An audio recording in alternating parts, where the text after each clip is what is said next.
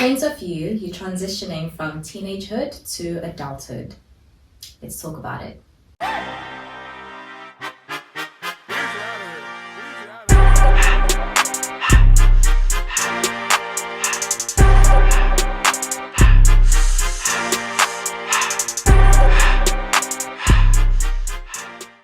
Welcome to Talks with B. My name is Benita Vera and I have with me Sanelisiwe Zwane, our bestie.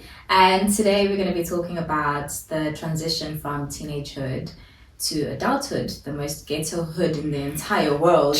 But it's cool.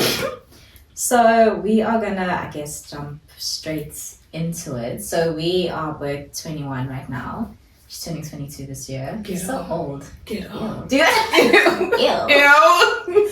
And obviously we're still very much new to the whole adulting thing. Everyone, I guess, adults differently. Everyone reaches different stages at different times and ages in their lives. So what we may talk about today may not exactly resonate with you, and that's fine. But yeah, so we're just going to talk about how it's been so far, coming from, you know, getting out of high school to now working or being in varsity or just, you know, finding yourself, kind of life after high school, really. So the first question we had was, what has been the hardest parts about going from being a teenager, you know, your 19s, you know, 18, to now you're 20, you're 21, 22. Girl, it just keeps coming. It keeps rolling. It keeps coming. Rolling and roll. Tomorrow when I wake up and I'm 35. Without your consent. Without your consent. You know what's crazy? I feel like COVID robbed our time. Yeah, I've been saying that. Because I've been saying that. I was somewhere, I was at an event recently, and I saw everyone from like high school, and I was like, oh, yesterday we were in the same class. Now we're all different. We're all different. We're all People different. starting to have kids. People are getting married. Firstly, where do you all find people to date in Durban? That's my first question. Secondly, having kids. How financially stable is someone? How? Because We're all 21. We're all 21. let me in on your secret. We were supposed to be gallivanting all together. We were supposed to be gallivanting, guys. I know. I saw this one meme on TikTok that was like, you guys are all starting to get married and have kids. Who did you ask for permission to do all of this? Because did your parents give you permission? I still have to ask for permission to leave the house. How am I now getting married, having kids? Where did I know them from? Number one. Exactly. Where did you meet them? I thought you were going to your friend's house. How? When did Johnny got here? When? Exactly. It's so trippy. I think that kind of actually is the hardest part, just seeing how quickly it happens. And how now you have to grow up by fire by force. You can't not grow up. And like you said, COVID definitely robbed us. I think for me, it robbed me of a proper varsity experience. Like I spent most of my varsity online in my room, behind my desk, behind my laptop, just clicking away and doing assignments, and you know, I never exactly experienced a varsity life, like gallivanting, having fun, just missing lectures on purpose, you know. Not that I would have done that now, definitely would have done that, but Maybe like your wife. yeah. But I think the most I experienced was going to like a rugby game. And funny enough, I went to that rugby game, and the weekend after they were like, okay, no one's coming to school anymore because now it's like we're closing down. Yeah. So it kind of sucked not being able to experience life because of COVID, you know. But it was also like, hey, could I have gotten through my degree without COVID? I don't know. COVID kind of helped, but it's funny because whenever I'm in my final year, so now I started writing on campus, and I remember for my first test for genetics, I think it was molecular diagnostics, genomics. That's a horrible. Even module. the name of it just sounds a little bit jarring. Module. My first test was online, and I got 54%. I was in shock, but I was also like, hey, it is what it is. Hey, I did my best. And then the next test was on campus, and I cracked an 88%, and I was like, okay, maybe I'll work better on campus. Maybe I'll work better. So I don't know, it would have been nice to know, you know, experience life properly on campus and experience that craziness. Because now I'm old. Now I like to be in bed by 9 because Bro, why? I like to sit in my bed with coffee. Why am I out the house past 10 p.m.? Why? Why? Unless it's a really special occasion. Unless if it's like And it's been push. planned. Yeah, and it's been planned a month before. I'll fall asleep before I go out. I need to have a full 8 hours, okay? I need something. Can't be out in these streets. Hey. Now, I'm 21, but I act like I am 64 with 5 kids and 17 grandchildren. So, yeah. No, man. But you know what's crazy, man? For some people, in COVID, they decided, oh wait, varsity is not for me. True. And they dropped out. I see this a lot on Instagram. They drop out, then they hustle hard on whatever they wanted to do. Now they are successful. I don't know why I didn't think of that because this one girl she's a very popular TikToker now, and she was saying how she dropped out of school because she just wasn't feeling it. And now she pursued content creation full time. And now she's moved into her own apartment. That's the only thing. Ooh. That's the only thing I actually really notice on people that move into their own apartments. I'm like, not too nice. Must be very nice. But everyone's path is different. That's the thing. Everyone's path is so different. That's another hard thing about it. Understanding that everyone's path in life is different, and you have to be content in your path and be patient in your path. It's crazy. Because most of our parents, they just started getting their degrees when they were in their 30s and and then now they're like successful. They are professionals, they are doctors, What makes me think that I don't have the same path? True. You know what I'm saying? Or like I can achieve that now. Because that could be me in 10 years. But I'm busy moping around like, oh my gosh, I can't make it, But that same person who's making it now in their 20s could be going through the most in their 30s. True. So you just have to be content in, listen, life is life. Don't be lazy now. True. That's the thing. Don't be like, okay, Shab, I'm just gonna wait. I can just chill. When I'm 30, then I'll start working hard. No, there's also foundation. There's things that happen underground. And then when that time comes, that's when it just goes off. True. Adulting, it's not cute. It's not cute. Not at all. It's not. And actually, now that I really think about it, I think that really is the hardest part. It's really being okay and content with it. And also, kind of, I feel like when you're in high school, I feel like you're still trying to fit in with people because you're in such a small pool of people that's all your world is. It's that small group of people that you go to high school with or your neighboring high schools. As soon as you go out into like the real world, whether you decide to go to varsity or you work or whatever it is, then you start meeting like proper people, new people, and now it's like, wait, I need to find myself because now I can't keep depending who I am on the people around me. I need to actually find stability and contentment in being myself. And who is Benita? Who is Sane? What do I like? What do I not like? You know, because also I think when you are in high school, you're very impressionable. Very impressionable, and like I said, you're trying your hardest to fit in. And now outside of that setting where you have to hold your own and have your own backbone, what are you gonna do? You can't keep going on with the crowd. Like you can't keep what other people are doing. Yeah, that's what I'm gonna do just to fit in. You're not trying to fit in. Your degree is only you. Your job is only you. When you write your CV, exactly. I got Bobby Johnny's face or Tandega. No, it's not all of them. It's only like you literally need to start finding yourself. And I think that has been my favorite part, though, I'm not gonna lie. Finding myself and being like, okay, I like this, I don't like that. I like these people, I don't like those people. I lost my train of thought. I was talking so much and my mind just went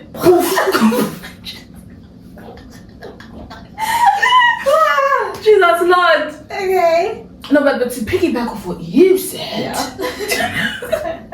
No, seriously, but like I saw a video of a guy. He was like, as much as he is who he is, from like, you know, trying to be independent and so on and so forth, but there are, because of the new friends that he made when he was in college or varsity or whatever, he found the confidence to explore who he really was. Because in high school he was like, okay, I'm around these certain people who like rap, who like gangster stuff, blah blah blah blah blah. But then behind closed doors, he liked anime, he liked Paramore, he liked skateboarding, blah, and so on and so forth. But then when he came to varsity, he met someone who was just like him, who liked all of these things, and he was like, you know what? if someone would have come to me and say that is weird, I would have told them to. Can I swear? Probably not. You would have told them to just, you know. Yeah, you just buzz off. Put it up where the sun Buzz can off. shine. Do you know? Okay, I like it. Buzz off, please. You know, like there are some friends out there, if you choose them wisely, that will help you find who you are. Yeah, find who you are, unlock those parts of you that are like, okay, wait, hold on, maybe I do like adrenaline, things that kind of bump up my adrenaline, or I like just chilling and doing nothing, or I like not really nothing, but just I like chilling and doing nothing. You know, I just like to, you know, la-di-da-di-da. Yeah. But you know what I'm saying? Like, okay, Shab, I like dressing like a goth girl, or I like dressing up like I live in the Maldives. Not the Maldives, Hamptons. Wow, some history. Oh, Jesus. It's not our mother tongue, it's fine. But no, I definitely agree. And the other thing with that is that if you're ever around friends that you feel like you can't be yourself around, those people aren't your friends.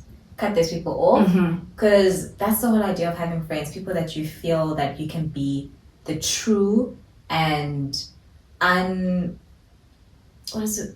you don't have to authentic. Yeah, you don't have to be palatable to people. Like when you're with your friends, it should be the loud you, the funny you, the quiet you. If you are quiet, I feel like no one's actually really quiet. I feel like when you're around the right people, you speak. As much as the hardest part has been being content with your own path and finding yourself, it's also kind of the best part of it. Because it is a tough journey, but it's also like, each day I'm growing. I had a conversation with a friend once, and I'm talking about, hey, I'm tired of growing.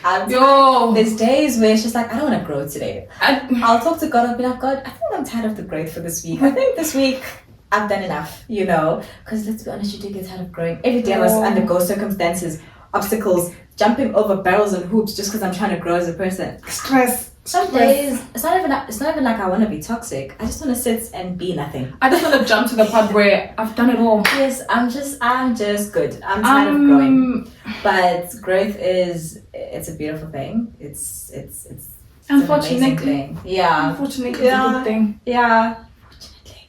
I think we've covered what the hardest part has been. Yeah, but also adding to, you know, kind of finding your own path and being content in your path.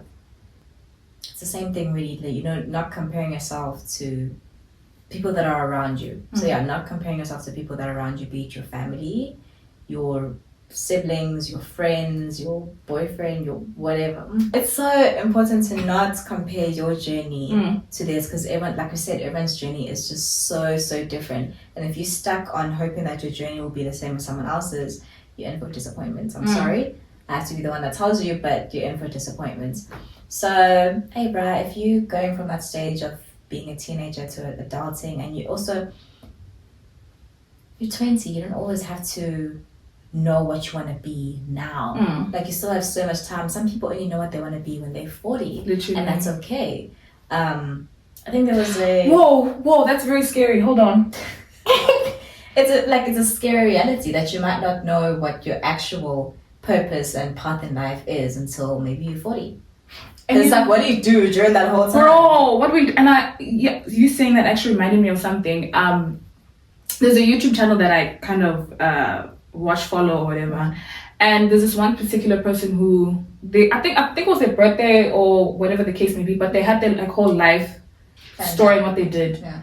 This person was a military guy. He was a teacher. He did veteran stuff. He was around the world, blah, blah. But then he eventually came, I think he's in his 50s or 60s.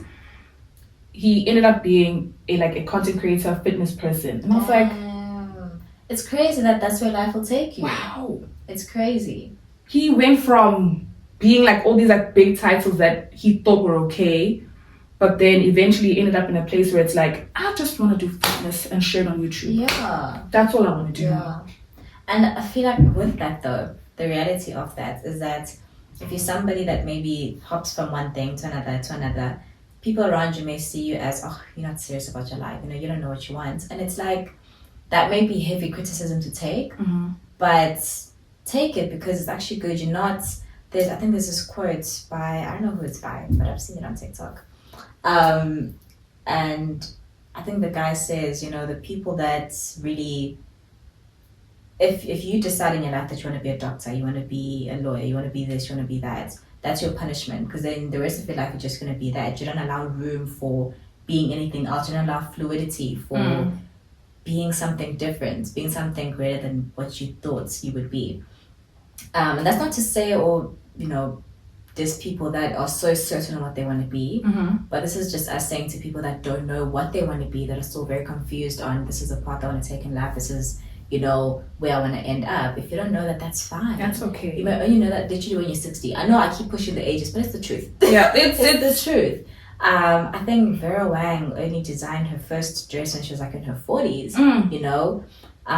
Jay-Z was a rapper when he was 35 or 30 something. Exactly. So it's fine to take your time with finding yourself. I just don't allow yourself to be pressured by the expectations.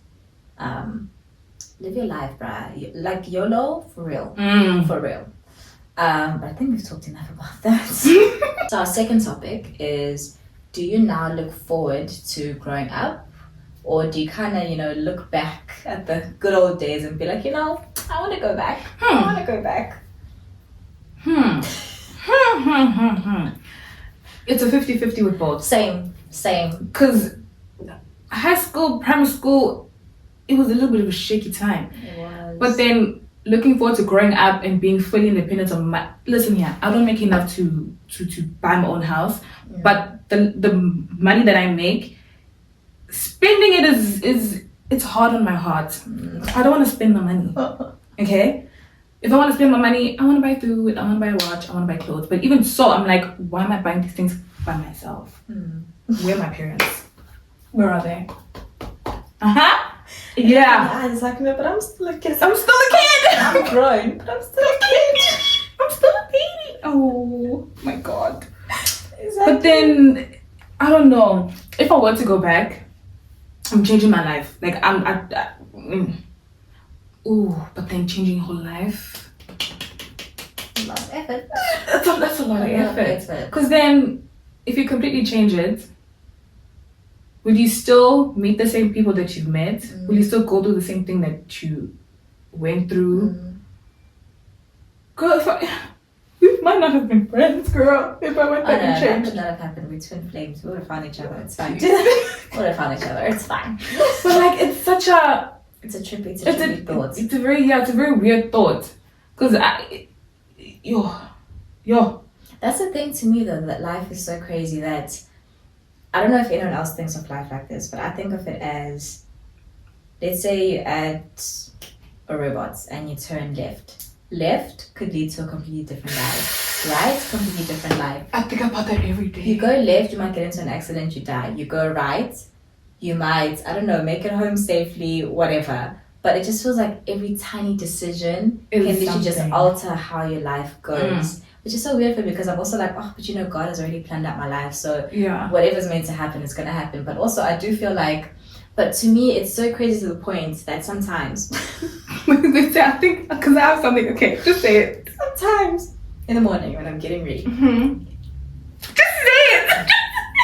And I'll be deciding which sock to put on. And I'll be like, what if I put on this one first?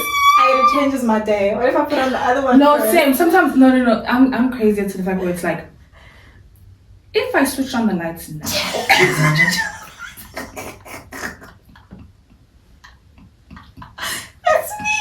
That's me. It's so crazy. Are we superstitious? I think we're superstitious. But it's like, am I able? I know, okay, listen, I know that I want to switch on the lights right now. But can I change my future if I switched on the lights 2 seconds later? Yes. Can I change it? Because then what if it happens 2 seconds later? And then, no, what if it happens 2 seconds before it was meant to happen? And the next thing, a knife falls on me, because now that 2 seconds that I was supposed to take as a break was the difference between the knife falling on me there or there. Exactly. I don't know. It's trippy. But I have to believe that other people do have that mindset, because we can't be that crazy all by ourselves. We can't be that. But then it's like, what makes me think? Me thinking like this is already in my timeline. You're messing me up. I'm not taking this. Do I look forward to growing up? Oh, I think definitely. I would say for me it's maybe a 60, 70, 70-30. Okay. 30 for, going back to the good old, it's not even the good old days, those days were just fine. Not even days? just fine. It's just we went from A to B. They were just days, really. Mm-hmm. I think I made a lot of decisions in my high school life that I wasn't necessarily proud of, but they led to who I am now. Mm-hmm. So I don't regret them, but I'm not necessarily proud of them either. But I enjoyed my high school experience. At the end of the day, it was fun. It was I learned a lot. Like now, looking back at the high school me, I'm like, wait, I'm so different to who I was. Mm-hmm. And I think being that crazy and being that reckless and being that, I don't know, I was a lot back then, has allowed me to grow so much now into someone that's more mature, someone who's more composed, someone who's more, I don't have to go with the crowd. Like I'm fine about going with the crowd. And I see it even now. Like I see people out in clubs. Back then I'd get so much FOMO. Like I'd be like, oh my word, everyone's out and I'm just at home. And now I'm at home. I see people out in clubs. I'm like, yo, I'm fine. Like I'm okay. In bed. Yeah, I want to be in bed. I'm fine. I can have Netflix in front of me, eating my dinner. Like that to me is a perfect night. But I do think the 70% part of me that does look forward to growing up is just because I know the visions that God has spoken into my heart, and I know what my future is going to look like. I'm excited for that as much as it's taking so much work. It's taking so much work, so much patience, and it's such a void in your life because you don't know what the heck is going to happen. Exactly. So it's like I'm jumping into the abyss. What's going to happen? I know what's going to happen. I just don't know how it's going to happen. What the timing is going to be. Where, when, with who. Exactly. And it's so scary to think that the people that I'm close with now may not be close with them in 5 years. Please don't say that. I know. And that's a scary reality of life. So I do definitely look forward to growing up and, moving into my own place and getting my own dogs and moving out of South Africa and attending New York Fashion Weeks. Yeah, attending New York Fashion Weeks and Paris Fashion Weeks and starting up my companies. I look forward to so much of that, but I know how much growth and patience and endurance it's going to take for me to get there. And I think there's a part of me, not that I dread all of that, it's just that in the midst of going through it, you're like, wow, another day of growth. But I think I've also just kind of been trying to get in the mindset of, the person you want to be is going to take so much. And not that I'm nowhere close to being the woman that I want to be to achieve all these things, but I'm closer than I was yesterday, and than I was a month ago, and than I was a year ago. So I keep that mindset of just keep getting closer every day, bit by bit. So yeah, I think for me it's a 70-30 type of thing, because going back and then starting all over again, I'm sorry, no. I'm tired as it is already. Because that was no thanks. So moving on to our third topic, what's different about your friendships now compared to when you were a teenager? Okay, when I was a teenager, all my friendships were like this. They were all on the same, not all on the same level, but like you treat them all the same. Yeah, like some you'd know, like, okay, Shab, I just know you from class or whatever. But like the ones where you kind of see them every day, talk to them every day on your phone. In my mind, they were all like this. Now, there's a hierarchy.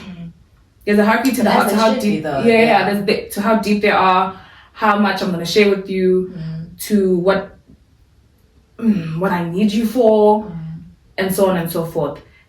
And now, there are certain friends that I know, okay, Shab, by the time I'm 23, you're not going to be here anymore. I'm sorry.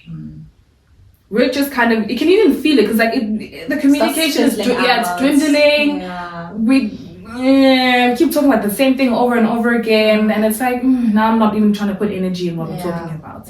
And then there's also some friendships where it's like, when high school ended, there are certain friends where it's like, okay, we used to be close in high school, now we're kind of not anymore. But then recently we found ourselves like kind of coming back to each other. No, I get you 100%. I feel like it is important to, especially when you're growing up. I feel like when you're in high school, you feel obligated to have friendships with some people because you see them every day. So it kind of gets hard if you guys are beefing, because now I know I'm going to class. I know I'm going to see this person in maths. I know I'm sitting next to this person in maths. It gets so awkward. So there's definitely, I think, friendships. There's definitely friendships that come out of just obligation. And because you're there. Yeah. I see every day. And that's normally, well, for me, that was my high school and teenagehood friendships. Now, I'm not friends with anyone I ain't gotta be friends with. I'll put you straight as an acquaintance. Because for me, it's not even like I have friends. I have acquaintances, then I have my best friends, and that's it.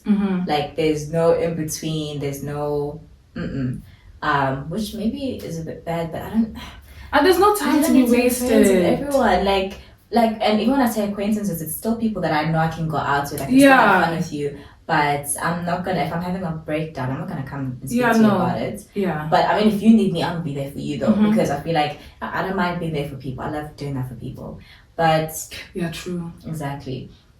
But for me now, my friendships, I've never had such healthy friendships as I have now. In high school, I don't ever want to say that I had toxic friendships, but I definitely had friendships that weren't good, and I wasn't a good person in them sometimes, or the other person wasn't a good person in them sometimes. You brought the worst out of each other. Exactly.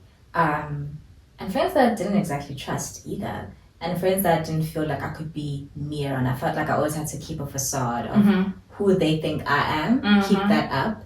And now the friends I have 4 friends. I only have 4. Only 4. Literally, my circle is so small. It's a square. Do that. It's a square. It's a square. It's not even a circle. It's just a square. I don't speak to all 4 of my friends every day. We speak like 3 times a week at the most, 4 times a week at the most. We see each other maybe once a month. Once a month, that's a bit much. Yeah. And we're still fine. Like, we're still like this. There's no need for constant communication. Yeah. There's no need for I'm on your neck all the time, want attention all the time. We're grown. We don't have time. We're tired. Sometimes we're not even on our phones. Exactly. Or like I'm on my phone, but I'm busy doing something on my phone. And I actually saw a meme that said how there was a tweet where this girl was saying how she understands, like, if she's messaged her friend about something and she sees like the friend on social media interacting with other posts, she understands that, wait, my friend's probably tired. She's probably just taking a break to scroll on social media, be on her phone. I'm not entitled to a response from her, you know, unless it's like an emergency, then I feel some type of way about you not responding. But if it's just like a casual text, I don't expect your immediate response because you have your own life. I have my own life. Some days you don't even feel like speaking to people. Like, I don't want to open your mouth. Exactly, like, I love you and you're everything to me, but I don't feel like speaking. I'll respond to your message tomorrow, bro. You know? And it's important to have friends that understand that, okay, well, everyone's friendship dynamics are different. Some people are more dependent than other people. But I think... Please don't be dependent on your friends. Yeah. Please. Please. Just side note. Because also when I think about it, I'm like, imagine one of you guys moves away. If you guys have built such a codependent friendship, how are you going to deal with that? It's just going to crumble. What are you going to do? It's actually just going to crumble. So it's good to have that space in your friendships and to have that, I love you, but we don't have to be like this all the time. We can have space, you know? So for me, my friendships are just a 10 out of 10, minus nothing, 100 over 100. Amen. Like, I Hallelujah. love my friends. Back in the day, Same. I don't know if I could speak that well about the friendships I had back in that day, but I still love them. No love lost. No, okay, well, a bit of love lost. Yeah. Oh my God. A bit of love lost, but it's not bad blood. It's just it is what it is. Blood. It's just I've outgrown you. You've outgrown me, and that's fine. Like, it's okay to outgrow your friends. It's okay, and sometimes it's hard. It feels weird as well. Friendship breakups are very hard. It is, but you shouldn't hold on to a friendship that you know, I don't want to say isn't serving you, because that makes it sound like everything needs to be transactional, and it doesn't have to be like that. But hey, bro, if that friendship is not doing anything for you, if that person, one thing I love about our friendship is that you always call me out and stuff. Like, you won't just, there's people that you're friends with. We'll call each other out. Yeah, there's people that you're friends with that will just let you do anything you want to do without any consequences. There's people and I worry about them because I'm like, bro, what the hell? Those people are not your friends. You need to have friends that are able to be like, listen, dude, I think what you're doing, It's not. I think you need to go about this another way. Mm-hmm. And also in them addressing or calling you out, do it with respect. Like you don't have to be rude to your friend, just still do it with respect, you know? Or in a light-hearted way, like it's a joke, but but I'm being serious. Yeah. I don't think you should have friends that are your professional cheerleaders all the time. Yes, your friends should hype you up, they should be there for you. But if your friends are your hype men and yes men, those are not friends. Those are just your fans, and they're with you because they can get something from you, not because they actually want to be friends with you. So beware of people like that. Beware. And you can tell those type of people because Yes. they have this popular girl thing in their mind where it's like, I can do whatever I want and then no one's gonna say anything about, or they're gonna be like, ah, ha, ha, lol. No, babe. Actually happens a lot with men more than women. Men more than women. It's crazy. Don't get me. It's crazy. So either if you're a guy watching this or listening to this, beware of friends that are just hype men, yes men, because you're never going to grow in those friendships. Yeah. You're going to keep being toxic and continue in your toxic cycles without someone telling you, listen, do better. And that's horrible. It's horrid. Yeah. You need to grow in your friendships. You can't be stuck in your way.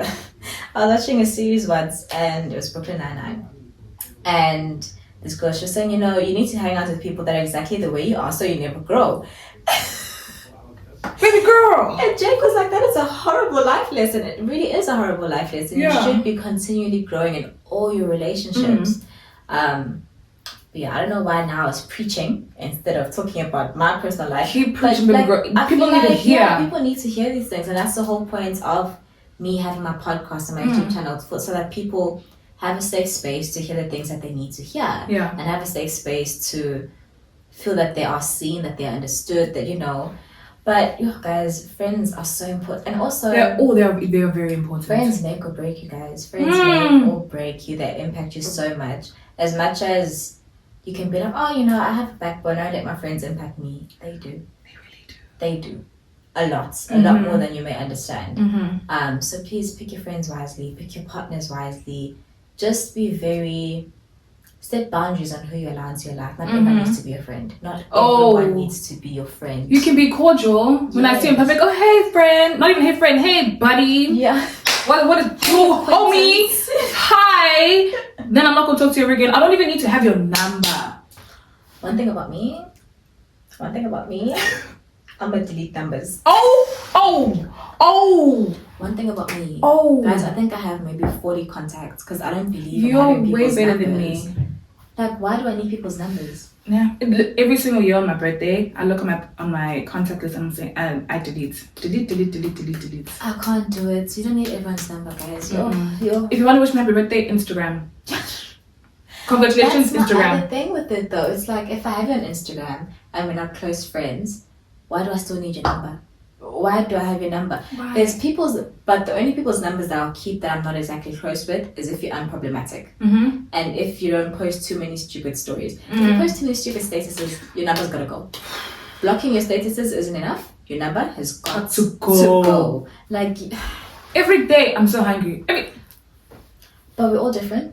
That's just me though. I just can't stand having so many people's numbers. It's no, let's just delete all those numbers. Please delete them, block them. Actually, there's no need to block. Just delete. There's no need. Just delete. If they want, but guys, please, as you grow up, please have boundaries in your friendships. And you know what? Also, the minute you start feeling snake energy from someone, cut them off. You don't need them to show you their true colors. They've already shown them to you. And if you feel some type of way about a friend, that's your gut telling you that person is not for you. Baby, it's not for you. Even if it's in dreams, I know this is bad to say. I know it's toxic. Even if you're seen in your dreams, I've never had bad dreams about her. We're always doing foolishness in our dreams. Every single time. If I'm getting in trouble, she's getting into trouble. Why are you getting in trouble? Listen, here's my dream. Okay, we're getting into trouble together, but we're not snaking each other out. I mean, I as much as dreams are very like not serious, I take them a little bit seriously. There are things to be taken to. Okay, the thing though with dreams is that I feel like sometimes it's messages from God, because God does use dreams to communicate with people. It's literally in the Bible. Or if your ancestral that exactly what's your ancestor speaking to you. But also sometimes it's your subconscious and your gut speaking. Your subconscious sometimes notices things that you don't notice, or your gut speaking to you saying, "Listen, wake up, listen, pay attention. There's something, and you really need to." If you're having funny dreams about somebody, and you wake up feeling like uneasy. This didn't feel right. Trust your guts. Trust your guts. Because sometimes your guts is your guardian angel. Ooh. It's actually your guardian angel defending you from stuff. Amen. So our fourth and final topic: what's the biggest lesson you've learned in this stage of your life so far? You'll never know where you're gonna end up. You honestly never know, because life could hit you at any time. I hate to think of that. I always hate thinking of that because I'm like, I can plan my whole life out. Next thing I get cancer, and then I'm in hospital for like a whole year. And then all my life plans are down the drain. You mentioning cancer, it's such an off-topic thing. Have you ever had those moments where it's like you have a pain somewhere and you're like, oh, this is it.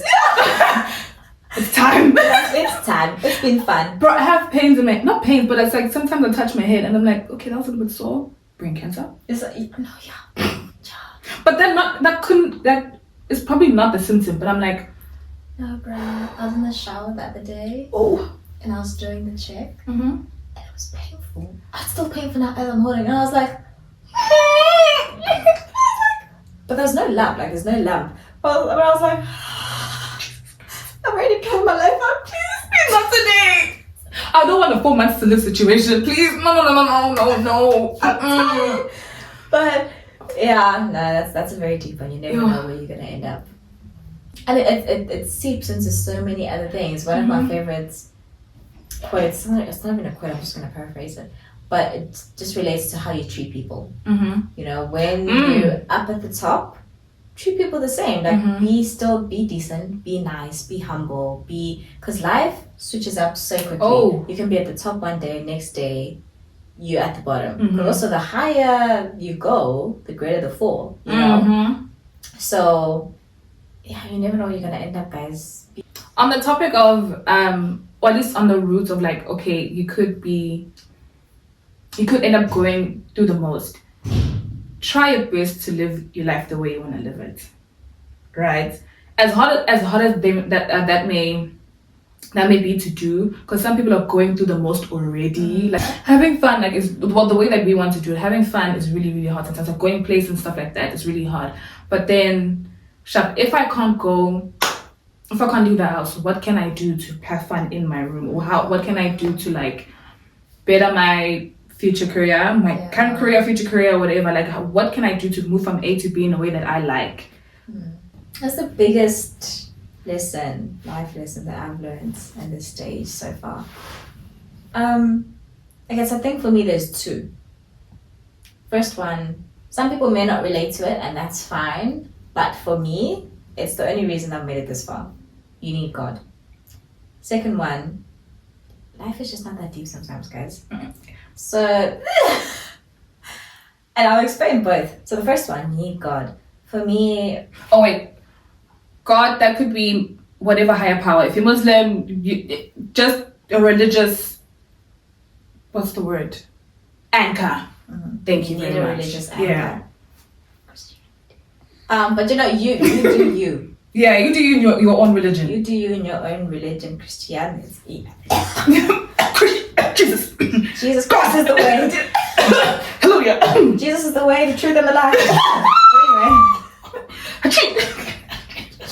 But yes, you just need God. I think for me, thinking of the fact that your life is in your hands and you have to do this, you have to do that, everything is on you.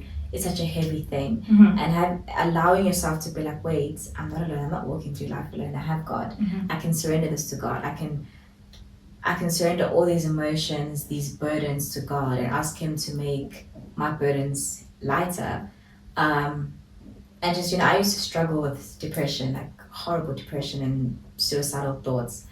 And when I really gave my life to God, I haven't had any suicidal thoughts since then. Like, there's days where I'm like, hey, Jesus, if you want to come back down to earth, I think now is the day. We're ready. As much as none of us know when the day will be, I think today would be great. But it's not to the point where I'm like, oh my word.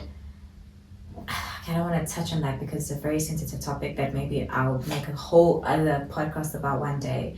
But handing over my emotions to God and surrendering that depression, surrendering those suicidal thoughts, has allowed me to lead life in a much more positive way, in a much more I can actually do this type of way. Because also I understand when you live for God, you're not living for yourself. Well, you're living for God, you're not living for your own happiness, your own joy. And I had this conversation with my dad once about how when you get so caught up in living for yourself, that's actually when you start feeling overwhelmed and depressed about life. Because all your energy is just you. You magnify all your problems. You magnify all the things that are wrong. But when you take a step back and you're like, wait, I'm living for God. I'm living for His glory. You take off the pressure of, well, I need to do this. I need to do that. I need this timeline, that timeline. You take off all that pressure and you're like, wait a minute, I'm living for God. Whatever happens, it happens. Because you know what?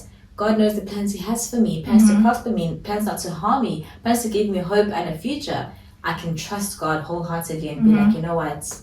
I'm going to focus on you, God. I'm going to focus on your goodness, on your glory, on just loving you and serving you and just being a vessel of love in this world. That you're really just able to live a life that's just so much more peaceful, so much more joyful. So I think for me, having God in my life has grown me into someone I'm so proud of being. Like, I did not used to be proud of who I was. Definitely not. But now I look at myself and I'm like, I'm proud of you. You're a woman that I'm actually proud of being. You're a woman that I'm actually like, damn, look at you. I never used to be that before I found God. So everyone's experience with God may be different.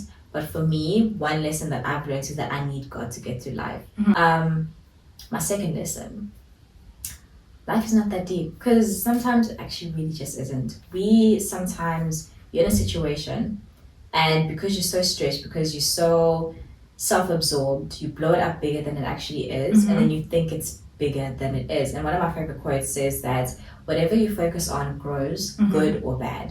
So when you focus on a situation, like I said earlier, you keep magnifying it. It's going to get bigger and bigger and bigger, and it's just going to seem like the end of the world when it's really not that bad. We allow ourselves to feel so enamored by emotions instead of actually taking a step back, looking at it out of a logical point of view, actually the reality of it is that it's not that bad. If I take time to breathe, if I take time to sit and just think about it, I can get through this and it's fine. So as much as there's definitely things in life that are that deep. Definitely things in life. It's not me saying that nothing in life is that deep, but I would say maybe 40 leaning to 50% of the time we do blow things out of proportion unnecessarily, and it stresses you out unnecessarily, gives you anxiety unnecessarily. So that brings us to the end of our podcast / YouTube video. Thank you so much for watching, and we hope that something here resonated with you today. And Abra, if you're at that stage where you are becoming an adult bit by bit, it's ghetto. So not going to hide it. It's gonna get more and more, because we're still yet to get apartments, get furniture, get mortgages, work through a proper job, credit cards, buy cars. It's crazy though. That's still all yet to come, but that's okay. We're gonna be fine. Our parents can get through it. We're gonna be cool too. But this economy. Yo! Don't even get me started on the economy. Please like, comment, subscribe, share, follow, whatever you can do. It'd be very, very much appreciated. We love you. You're doing great, sweetie. And Mwah. I can feel my face when I'm with you, but I love it. Oh, I can feel my face when